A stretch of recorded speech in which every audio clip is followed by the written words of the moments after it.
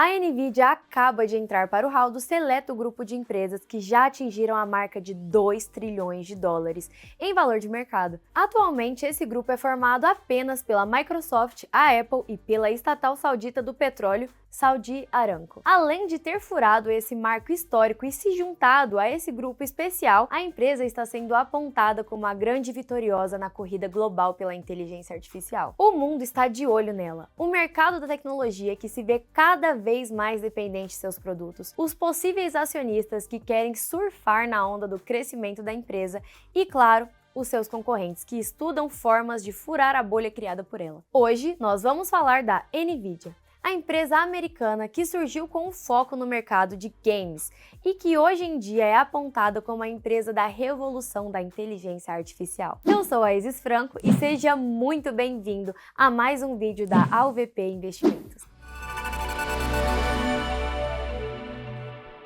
As chamadas gigantes da tecnologia fazem parte de um seleto grupo de empresas que, durante a década de 60, mudaram completamente os rumos da história do século XXI. Empresas como a IBM, Apple, Microsoft e Intel, situadas em sua grande maioria no Vale do Silício, desenvolveram e lançaram nessa época seus primeiros computadores e programas de software. O mundo ainda não havia se dado conta, mas a revolução tecnológica e tudo o que estava sendo desenvolvido ali mudou completamente a nossa forma de existir. Nessa época, essas empresas se estabeleceram no mercado e durante as próximas décadas ditaram o que havia de mais novo e tecnológico. Em contrapartida, o mundo precisou se adaptar e aprender a viver na chamada era tecnológica. Apesar do bom posicionamento dessas gigantes, o mercado ainda tinha espaço para o surgimento de possíveis concorrentes com a exploração de outras vertentes tecnológicas. Foi aí então que em 1993, também nesse reduto da Califórnia, no Vale do Silício, foi fundada a NVIDIA. Seus idealizadores foram 3 cientistas da computação que anteriormente trabalharam para a já extinta LSI, Logic Corporation. Seus nomes atualmente estão na lista dos mais ricos bilionários do setor. E são eles Jin Huang, Kurt Spring e Chris Malachowski. Huang, inclusive, ocupa o cargo de CEO da empresa, desde a sua fundação até os dias de hoje. Graças a esse feito, o taiwanese erradicado norte-americano é atualmente o CEO que atua há mais tempo nesse cargo em toda a história da indústria da tecnologia. A NVIDIA é, portanto, uma empresa relativamente jovem, com um pouco mais de 30 anos de mercado, que surgiu como uma empresa de nicho voltada para a produção de tecnologia de placas de vídeo, que buscava atender ao mercado de jogos. É por isso, por exemplo, que o nome da empresa é carregado de significados atrelado ao mundo gamer. A história do nome NVIDIA surgiu de algumas incertezas. Quando a empresa foi fundada, seus fundadores não tinham chegado a um acordo sobre o nome da empresa. Contudo, eles precisavam nomear os arquivos e acabaram colocando todos com o nome de Next Version, ou em português, próxima versão, ou em português, próxima versão. Pouco tempo depois, obrigados a decidir um nome para a empresa, por questões óbvias, procuraram uma palavra que teria as letras NV. Assim, eles encontraram a palavra em latim, invidia, que significa inveja, e finalmente decretaram o nome da empresa. A nova palavra formada NVIDIA, somada à sua logo que traz o desenho de um olho, transmite o propósito da marca: ter uma empresa de visão voltada para o vídeo. É claro que mesmo que não tenha sido a intenção, ela anda causando inveja a outras empresas do ramo. Ainda falando sobre o bom dos gamers. Sobre o bom dos gamers. Que isso? Ainda falando sobre o boom dos games, quem é que não se lembra quando os primeiros consoles foram criados e se popularizaram no mercado, como o clássico Nintendo 64?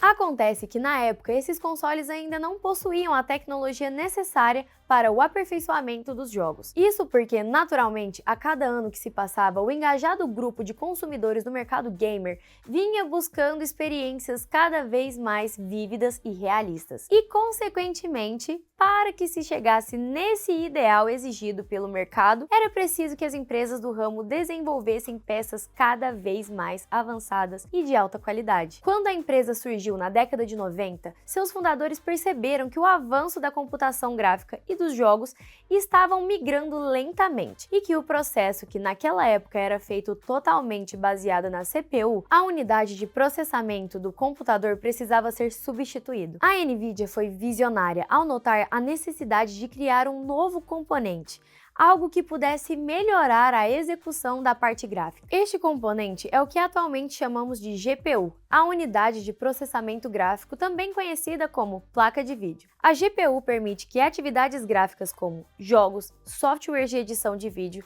e modelagens rodem de forma mais eficiente, sem interferir no funcionamento do processador geral. Foi aí, em 1999, que a Nvidia lançou seu primeiro best-seller do mercado. O lançamento da GeForce 256 foi um grande marco para a empresa e foi descrita e comercializada por ela mesma como a primeira GPU do mercado. Apesar dessa propaganda, é de conhecimento que na época, teoricamente, já existiam outras GPUs. A principal novidade que foi criada pela empresa foi a proeza e a expertise de criar uma GPU integrada que dispensava a placa acessória para a atualização 3D, que todas as demais exigiam para o seu funcionamento. Além desse avanço, a GeForce também foi muito bem recebida pelo mercado gamer, por ter se destacado em apresentar técnicas de iluminação e gráficos com melhorias nítidas em relação aos seus concorrentes. Para vocês terem uma ideia do impacto que isso representou no mercado, qualquer vídeo como esse do YouTube que você está vendo agora ou que você encontre hoje pela internet só foi possível, dentre outras coisas, graças à criação de uma placa de vídeo como essa. O sucesso do seu primeiro best-seller fez com que naquele mesmo ano outros dois grandes marcos também acontecessem. A empresa, que havia sido fundada com um capital inicial de $40 mil, chamou a atenção de uma das principais empresas de investimento em capital de risco do país, a Sequoia Capital, que decidiu investir na Nvidia um montante de $20 milhões.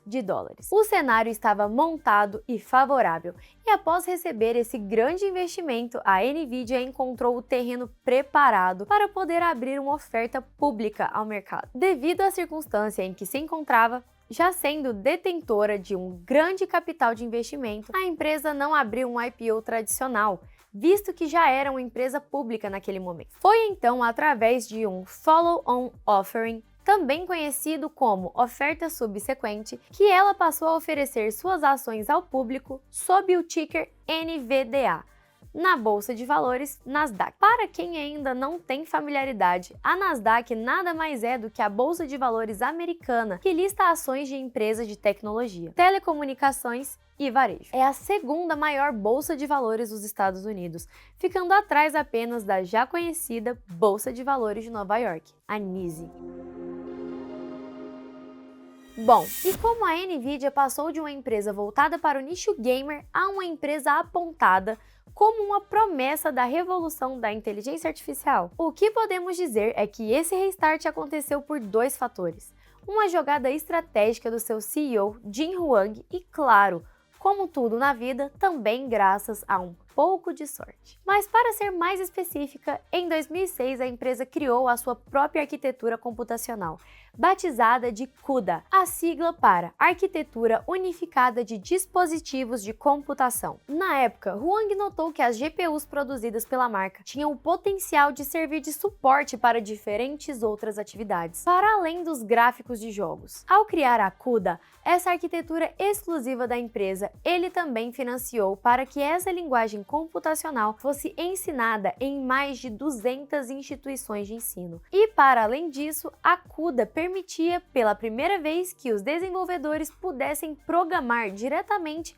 através das GPUs. Então, basicamente o que ele fez foi criar uma tecnologia que, uma vez lançada no mercado, poderia evoluir e se transformar nas mãos de seus milhares de usuários. Cada consumidor poderia, a partir de então, adaptar a sua GPU à sua própria necessidade. Foi aí então que as coisas começaram a sair do controle. Os usuários perceberam que podiam usar as GPUs da Nvidia para diversas coisas, como minerar criptomoedas, como Bitcoin, por exemplo. Isso porque a mineração dessas criptomoedas demanda computadores superpotentes, e a Nvidia se beneficiou dessa corrida do ouro tecnológico.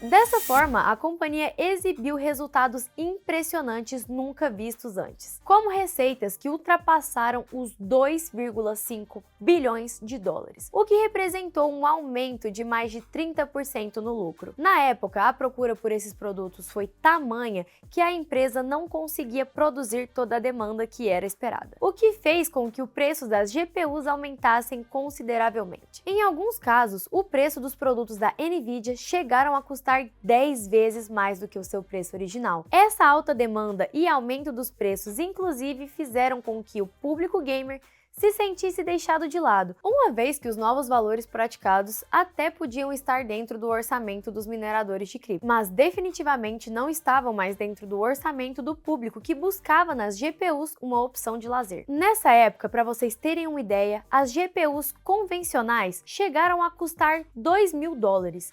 Então imagine você, nem todo mundo estava disposto a pagar quase 10.000 reais para comprar apenas um componente do seu computador gamer. Mas aí, como você também deve se lembrar, logo após o boom do Bitcoin e após o fim da pandemia, esse mercado também viveu uma queda e agora a Nvidia se via em uma situação delicada. As empresas de mineração e os mineradores independentes de cripto não estavam mais comprando seus produtos na mesma escala que antigamente. E os atuais preços praticados não eram viáveis para o mercado gamer. Foi aí que ela viu as suas vendas caírem e o lucro da empresa diminuir. Baixar a sua margem de lucro e retroceder nos preços não era uma opção. Então a companhia usou uma estratégia já praticada pela Apple e decidiu lançar a sua linha Premium, onde GPUs de preços mais elevados eram ofertadas para o mercado de cripto e uma linha com qualidade de processamento reduzida criada para atender ao mercado de jogos. Outro nicho conquistado pela empresa foi o setor de pesquisas e desenvolvimento da área de saúde. As GPUs com sistema CUDA se mostraram eficientes em atender às demandas de empresas de tecnologia e pesquisa científica. Em 2009, graças às GPUs da Nvidia, foi criado o primeiro ultrassom 3D, que você provavelmente já deve ter visto por aí. Tecnologia essa que permite que os médicos gerem uma imagem gráfica do bebê ainda dentro da barriga da mãe. Ainda no segmento de pesquisa científica, suas contribuições foram muitas, da astrofísica e genômica às ciências climáticas e à exploração de novas energias. Pesquisadores de várias áreas passaram a usar a tecnologia da Nvidia. A exemplo disso, a Universidade de Stanford entrou para o Guinness Book ao utilizar a tecnologia da empresa para bater o recorde mundial de sequenciamento de DNA do genoma humano. E mais recentemente, por exemplo, foi também usando as GPUs da Nvidia que físicos provaram a teoria das ondas gravitacionais de Albert Einstein e com isso ganharam o Prêmio Nobel. Apesar de terem garanhado esses novos mercados,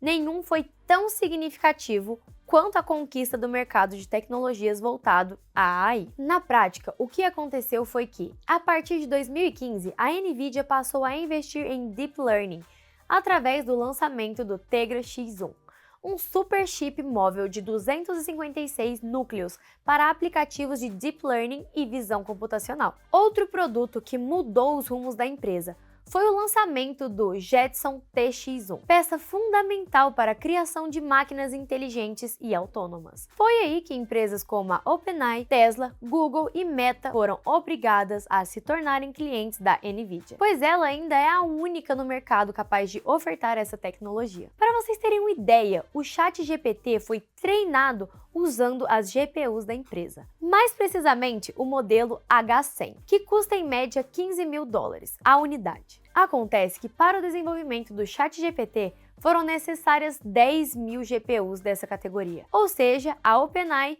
precisou desembolsar ao menos 150 milhões de dólares só em GPUs. O mesmo também aconteceu com a Tesla, que utiliza as GPUs da Nvidia no treinamento de seus carros autônomos. Ao menos 5.700 GPUs foram utilizadas pela Tesla, somando aí uma compra de 57 milhões de dólares para a Nvidia, sem contar os custos de instalação e manutenção desses aparelhos. Situação semelhante também se passa com a Meta, que atualmente utiliza ao menos 22 mil GPUs modelo V100 para tocar o seu projeto com o metaverso. O que podemos concluir, portanto, é que pelo menos hoje, na nossa atualidade, a NVIDIA é a detentora da tecnologia na qual a revolução da inteligência artificial é baseada, e por isso ela é vista por muitos como a empresa da revolução da inteligência artificial. É por isso que não é errado dizer que o seu maior desafio agora está pautado na capacidade da empresa de seguir sendo fornecedora número 1 dessa tecnologia. Se novas empresas surgirão para concorrer com essa gigante, é impossível dizer.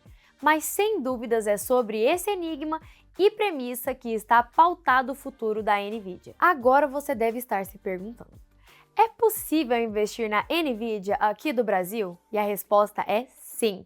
Você pode investir abrindo uma conta em corretoras no exterior, mas também pode optar por investir no Brasil através das BDRs, que são certificados de depósito emitidos no Brasil que representam empresas estrangeiras ou brasileiras. Na AUVP Investimentos, você pode investir facilmente no BDR da NVIDIA, o NVDC34. Para criar sua conta na nossa plataforma de investimentos, basta acessar o link da descrição ou escanear o QR Code aqui do lado. Se esse vídeo te ajudou de alguma forma, eu peço também que você deixe o seu gostei e considere se inscrever em nosso canal.